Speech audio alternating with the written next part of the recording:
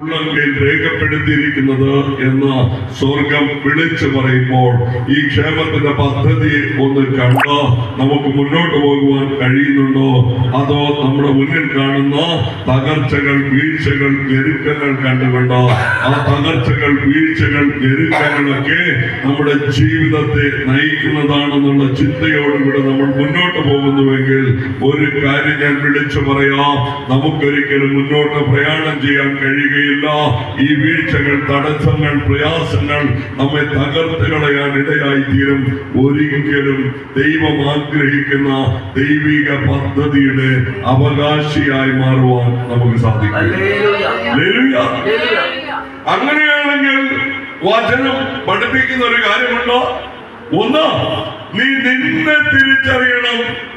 രണ്ട്, നീ ആരാധിക്കുന്ന ദൈവം ആരാണെന്ന് മനസ്സിലാക്കി ദൈവത്തിന് കൊടുക്കാനുള്ള മഹത്വം കൊടുക്കേണ്ട രീതിയിൽ കൊടുക്കാൻ നിനക്ക് കഴിഞ്ഞാൽ ഒരു കാര്യം വളരെ വ്യക്തമാണ്, നീ ഈ ലോകത്തെ തേടുകയില്ല, ഈ ലോകത്തിന്റെ പ്രശ്നങ്ങളിലേക്ക് നീ നോക്കുകയില്ല, ഈ ലോകത്തിന്റെ പ്രശ്നങ്ങൾ നിന്നെ സ്തോത്രം വരയ്ക്കുകയില്ല. പിന്നെയോ നീ ദൈവ രാജ്യത്തിന്റെ മഹത്വം അന്വേഷിക്കുവാൻ തുടങ്ങും.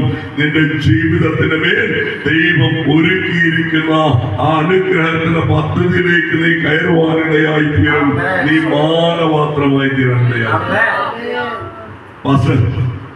അങ്ങനെയാണെങ്കിൽ നിങ്ങൾ ഈ വിചാരത്തെ കുറിച്ച് പറഞ്ഞു വെക്കുന്നത് എന്താ? നിങ്ങളിപ്പോ പറഞ്ഞു പോകുന്ന അനുഗ്രഹത്തിന്റെ പദ്ധതിയല്ലേ? അങ്ങനെയാണെങ്കിൽ നിങ്ങൾ നേരത്തെ പറഞ്ഞ ഒരു കാര്യമുണ്ടോ? വിചാരിച്ചാൽ നിനക്ക് വിചാരം കൊണ്ടോ ഒരു മുഴം കൂട്ടുവാനോ ഒരു മുഴം കുറയ്ക്കുവാനോ കഴിയുകയില്ലെന്നല്ലേ പാസ്റ്റർ നേരത്തെ പറഞ്ഞു വന്നതോ? എന്നാൽ ഇപ്പോൾ പറയുന്നതല്ലല്ലോ. ഞങ്ങളെ വിളിച്ചിരിക്കുന്നതോ ക്ഷേമത്തിന്റെ പദ്ധതിയിലേക്കാണ്, ഞങ്ങളെ വിളിച്ചിരിക്കുന്ന അനുഗ്രഹത്തിന്റെ പദ്ധതിയിലേക്കാണ് എന്നല്ലേ പാസ്റ്റർ പറയുന്നത്? അതെ, വളരെ വ്യക്തമാണ്. കർത്താവ് പറഞ്ഞു വെക്കുന്നു അത് തന്നെയാണ്. നിന്നെ എന്നെ വിളിച്ചിരിക്കുന്ന ക്ഷേമത്തിന്റെ പദ്ധതിയിലേക്കാണ്, അനുഗ്രഹത്തിന്റെ പദ്ധതിയിലേക്കാണ്, ഉയർച്ചയുടെ പദ്ധതിയിലേക്കാണ്, മാനിക്കപ്പെടേണ്ട പദ്ധതിയിലേക്കാണ് വിളിച്ചിരിക്കുന്നത്. എന്നാൽ നമ്മുടെ ജീവിതത്തിന്റെ മേൽ നമ്മുടെ ഈ ലോകത്തിന്റെ മോഹങ്ങൾ തേടി ഈ ലോകത്തിന്റെ ചിന്തകളിലേക്ക് വീണുടഞ്ഞു പോകുവാൻ കാരണമായി തീരുന്ന ഒന്നുണ്ടോ? നമ്മുടെ അനുഗ്രഹത്തെ തടയുന്ന ഒരു മണ്ഡലമുണ്ടോ? അതാണ് വിചാരം. നിന്റെ വിചാരങ്ങൾ കൊണ്ടോ നിന്റെ ജീവിതത്തിൽ നിനക്കൊരിക്കലും ഒരു മുഴം മുന്നോട്ട് കൊണ്ടുപോകുവാൻ കഴിയുകയില്ല.